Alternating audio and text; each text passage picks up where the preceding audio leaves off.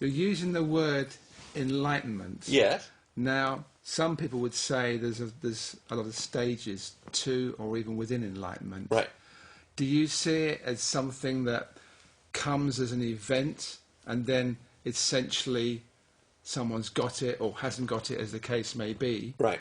Or do you also see it as something that happens as a gradual process? What I see in my definition is that the process is the journey to the edge of the cliff.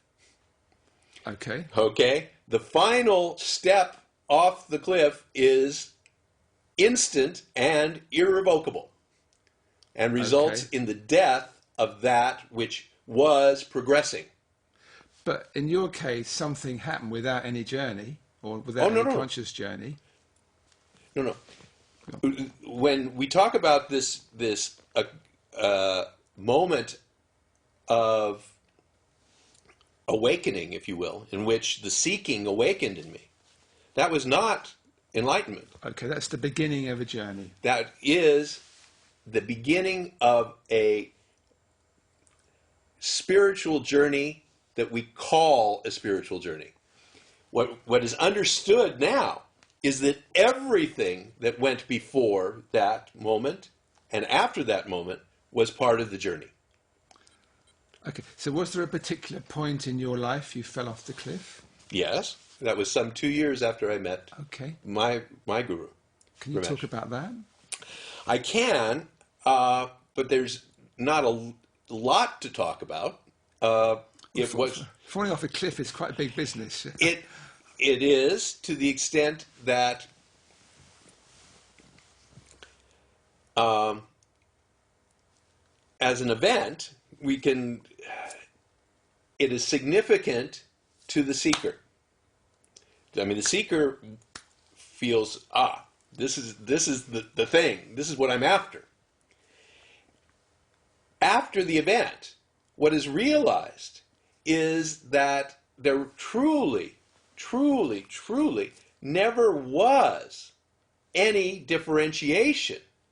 There never was any distinction between the seeker and the enlightened one. And this is where it gets really, really difficult to talk about. Let's go and see where we go.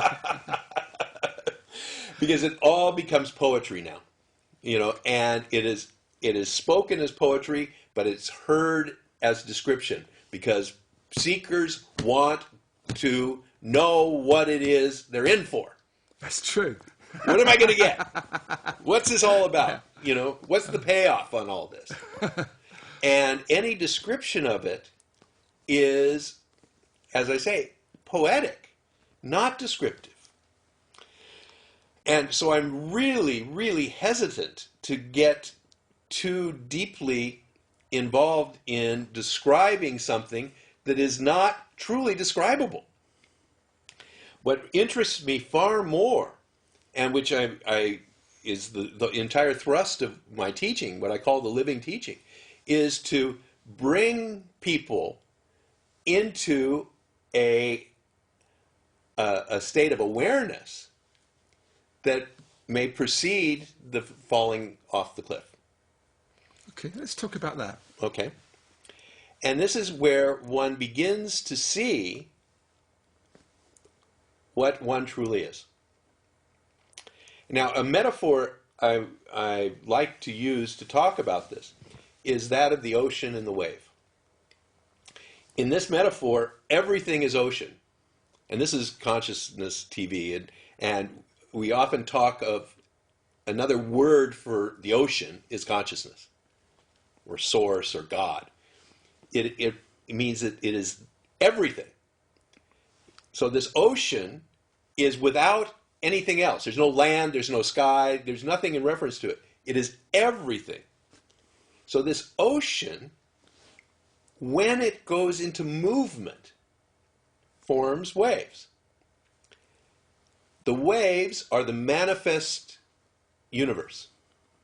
So each wave represents something.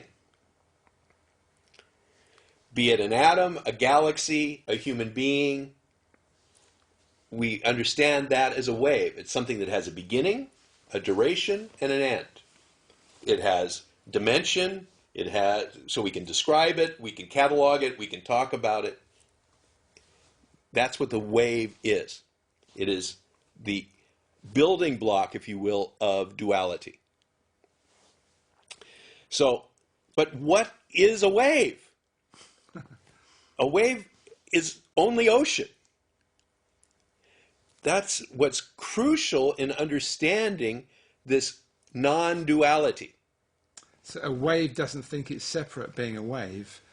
A wave somehow, if it has a thinking which it doesn't have, it would think that it was part of the ocean. Okay, so a human wave, because in our analogy, everything that exists, and humans exist, is a wave. So Iain is a particular wave with a particular, it had a birth, has an existence, and will have a death. Along the way, Iain had, at the age of 2.5, a very extraordinary thing happen.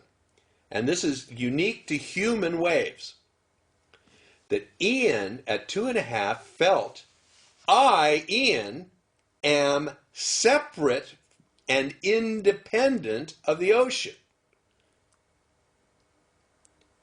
Now, and I, of my own power, can make things happen. This is an extraordinary notion.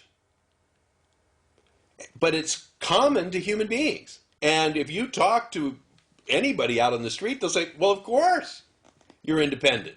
Of course you can do things. You just put your mind to them and you do them.